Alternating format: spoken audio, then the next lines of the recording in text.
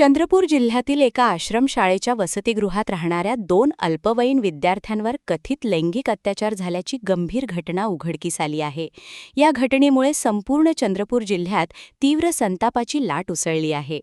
मिळालेल्या माहितीनुसार पीडित मुलांनी घरी माहिती दिल्यानंतर हा संपूर्ण प्रकार समोर आला.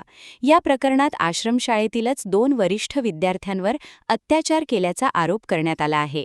पीडित विद्यार्थ्यांची प्रकृती बिघडल्याने त्यांच्यावर सध्या शासकीय रुग्णालयात उपचार सुरू आहेत. मात्र या संपूर्ण प्रकरणात शाळा प्रशासनाचा अत्यंत निष्काळजीपणा समोर आला आहे.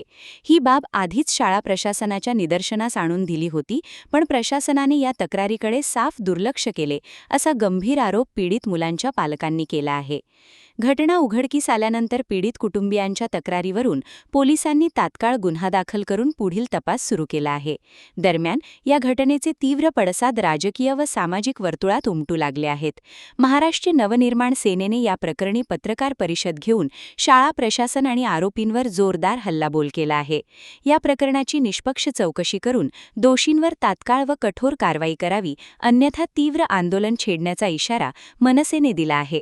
विद्यार्थ्यांच्या सुरक्षिततेचा प्रश्न पुन्हा एकदा ऐरणीवर आला असून पोलीस आता या प्रकरणात काय कारवाई करतात याकडे सर्वांचे लक्ष लागले आहे.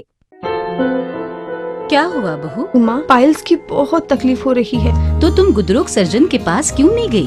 देखो, जैसे हार्ट के लिए हार्ट स्पेशलिस्ट, ब्रेन के लिए ब्रेन स्पेशलिस्ट, तो पाइल्स के लिए पाइल्स स्पेशलिस्ट क्यों नहीं? स्त्री हो या पुरुष, टॉयलेट में तकलीफ केवल पाइल्स ही नहीं और भी कई प्रकार के गुदरोग तथा कैंसर भी हो सकता है। इसीलिए इसकी प्रत्यक्ष जांच जरूरी है। ठीक है माँ, पर जांच के लिए हम जाएंगे कहाँ? वही काले आयुर्वेदिक पाइल्स हॉस्पिटल में। लेकिन माँ, प्रेगनेंसी में पाइल्स की दवाइयाँ? प्रेगनेंसी में आयुर्वेदिक दवाइयाँ सुरक्षित होती है। जनहित में जारी काले आयुर्वेदिक पाइल्स हॉस्पिटल, औषधि चिकित्सा तथा सर्जरी ट्रीटमेंट उपलब्ध। हमारा पता उमरेड रोड, दिघौरी बस स्टॉप के पास, नागपुर। अधिक जानकारी के लिए वेबसाइट पर जाएं kalepileshhospital.com।